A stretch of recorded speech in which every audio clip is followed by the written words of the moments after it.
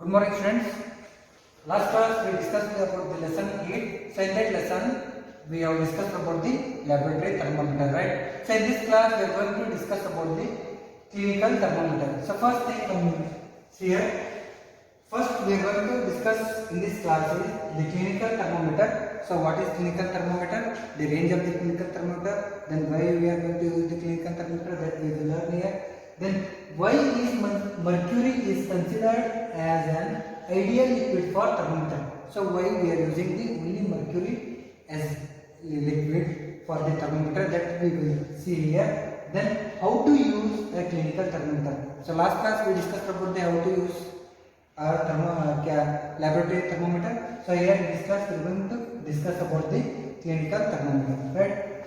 Then precautions to be observed while using a clinical thermometer, right? So what are the precautions we have to take while using the clinical thermometer, that also we are going to study in this class. So last class we discussed about the precautions of the laboratory thermometer, right? Then after that, the difference and the similarities between the laboratory and clinical thermometer.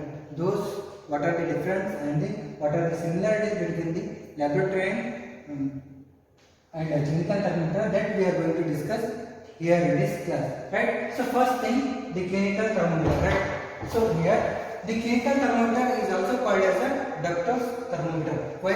The clinical thermometer is mainly used for the doctors, right, to check the patient's body temperature or human body temperature or animal body temperature. That can be tested, that can be checked by the help of the clinical thermometer. See here, a clinical thermometer that we call as a doctor's thermometer is used for measuring the body temperature of humans and animals, right? So the clinical thermometer is used for the measurement of the temperature of human body and animal body, right? So how it looks like? So it has a narrow neck that we call as contraction, right? It has a narrow neck that we call as contraction in the capillary tube. So in the capillary tube it has a narrow neck. So here I am going to show you the clinical thermometer,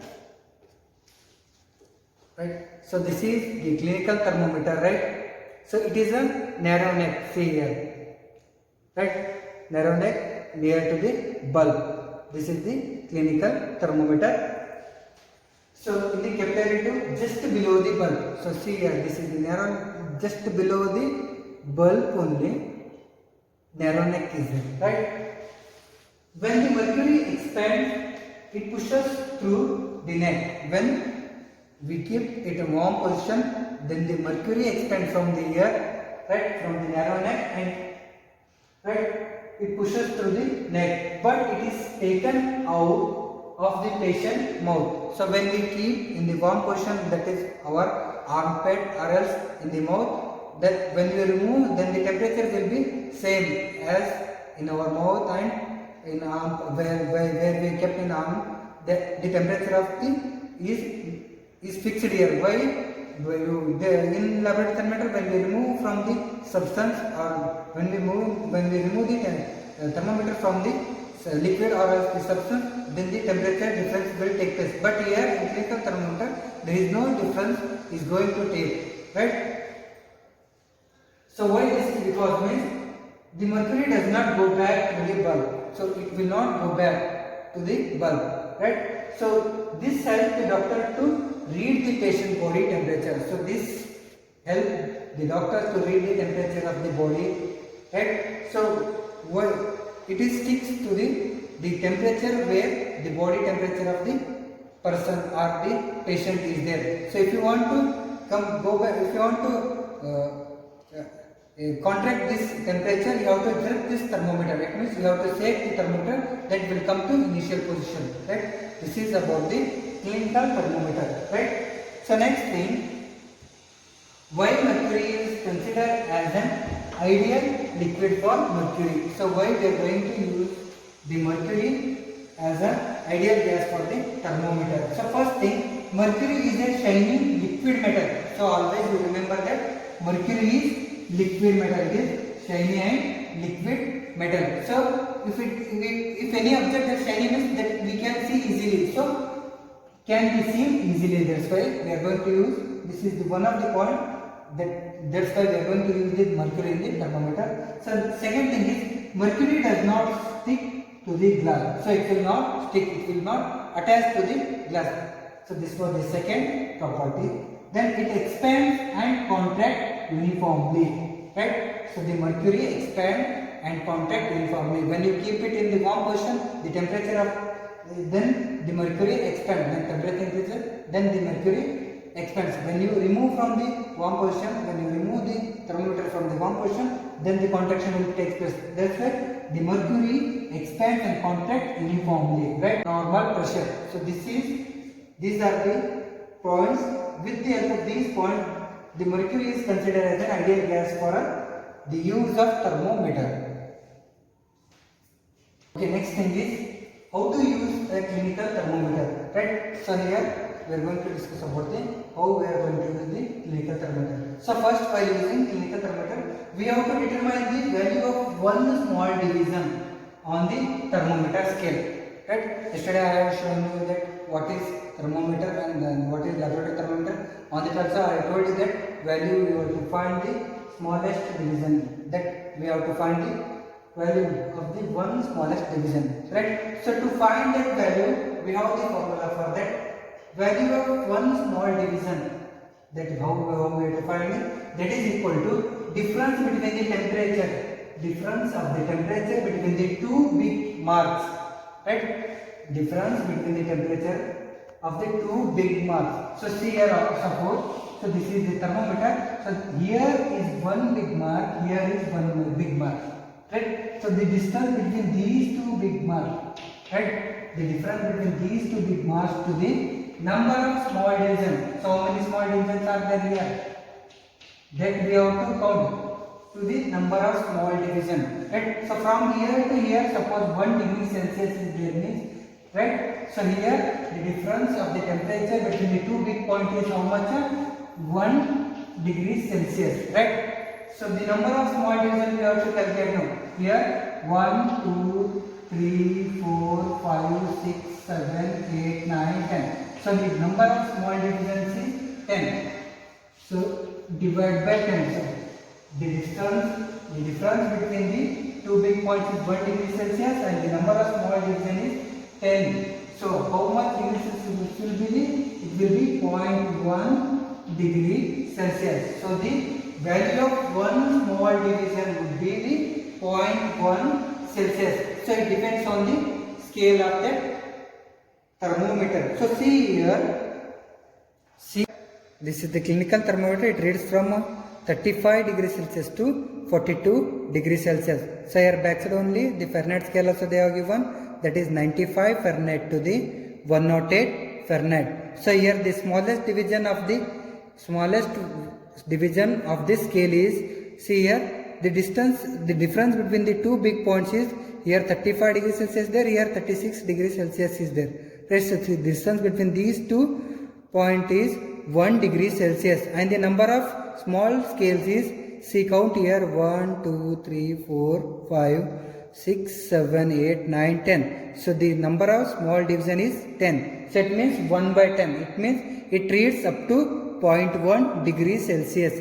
Right? This thermometer, this clinical thermometer reads up to 0.1 degree Celsius. So it means this thermometer is clearly reads the temperature of 0.1 degree Celsius. So next thing is precautions while using clinical thermometer. So what are the precautions we have to take while using the clinical thermometer? So first thing is wash the thermometer with an antiseptic solution or else alcohol. So with the help of antiseptic solution or else with the help of alcohol, we have to wash the thermometer and we have to dry that thermometer in air, right, after washing. Second step is hold the thermometer from its top end and read the level of mercury. So from the top end only we have to hold, from this, from not bottom end. Bottom end bulb is there, from that side we should not hold. We have to hold the thermometer from the top end. This is the second precaution, right? So in thermometer, mercury level should be below 35 degrees Celsius. So while using thermometer, we have to check the level of the mercury. It should be below the 35 degrees Celsius. If it is above 35 degrees Celsius means we have to bring it down to the 35 below 35 degrees Celsius. So if the mercury level is above 35 degrees Celsius, right? How to bring it down? By giving few jerks. By shaking this thermometer, we have to bring the temperature, we have to bring the mercury level to the below 35 degrees Celsius. Then we have to use the thermometer. Next thing, keep the thermometer under the turn or else armpit. So here armpit or else in our turn, we have to keep the thermometer to check the temperature of the body. Right? After a minute, it means after 1 minute, take the thermometer out. So take the thermometer out from the armpit, also from the turn, and read the thermometer reading or else mercury reading in the thermometer. So after that, removing the, you have to read the thermometer reading, right? So when we remove the thermometer, it will not change the temperature, it will not react with the outside, right? Next thing, record the temperature. Right, record the temperature. The temperature is in degrees Celsius. So here I have shown you that in thermometer, in clinical thermometer, both Celsius scale, centigrade scale is also there. Then Fahrenheit scale is also there. Then you have to record the temperature. The temperature should be in degrees Celsius. Right. So remember that the normal human body temperature is of 37 degrees Celsius. So the normal human body temperature is 37 degrees Celsius. So these are the few precautions while using the thermometer. We have to follow these steps. Okay, see here next, what are the difference between the laboratory temperature and clinical thermometer? So here first column property, then laboratory thermometer and clinical thermometer. So first property is size. So how is in size between the clinical thermometer and laboratory thermometer? You have seen yesterday that laboratory thermometer is much larger than clinical thermometer. Now only you have seen that clinical thermometer is shorter and the laboratory thermometer is larger in size. Next, temperature range. So from how much range the scale of the temperature is there. So yesterday you have seen, in the last class you have seen that the laboratory thermometer scale is about 0 degrees Celsius to 100 degrees Celsius, right? So next thing, the clinical thermometer is from 35 degrees Celsius to 42 degrees Celsius. Now only you have seen that, right? So third property is that position at the time of reading. While taking reading, where is the thermometer? So here the laboratory thermometer remains in contact with the body. So laboratory thermometer always in contact with body. If you remove the thermometer from with the body, then the changes will take place in temperature reading. Right? So it remains in contact with body. But here the clinical thermometer, the read after the removing away from the body, we can read the temperature of the body, temperature of the person by removing away from the body. So this is the difference between the laboratory and clinical thermometer. So next fourth thing is design. So how it is designed both. So you have seen simple design, simple cylindrical. So I have seen yesterday last class that this laboratory thermometer is cylindrical in shape, right? That is in simple form. So the body is designed for a certain angle. So you have seen that it reads up to 35 degrees Celsius to 42 degrees Celsius. So its body is designed for certain angles only. Clinical thermometer. Next, design of the capillary tube. So how capillary tube is designed? So capillary tube, it is in laboratory thermometer, it is straight capillary, right? So in clinical thermometer, capillary with neck, right? So this is the difference between the laboratory and clinical thermometer. So next thing, similarities. So what are the similarities between the laboratory and thermometer? So first similarity is thermometric liquid. So which liquid we are going to use in the thermometer? So there also we are using the mercury. In clinical thermometer also we are using mercury. Right? In laboratory thermometer also we are using the mercury liquid metal. In clinical thermometer also we are using mercury liquid metal. Next, scale of the temperature. So what is the scale of the temperature? So in laboratory thermometer the temperature we are going to measure in terms of Celsius. So in clinical thermometer also we are going to measure the temperature in terms of Celsius, right? So these are the similarities between the laboratory and clinical thermometer, right? I hope you understood these concepts, right? So in this class we discussed clinical thermometer, why mercury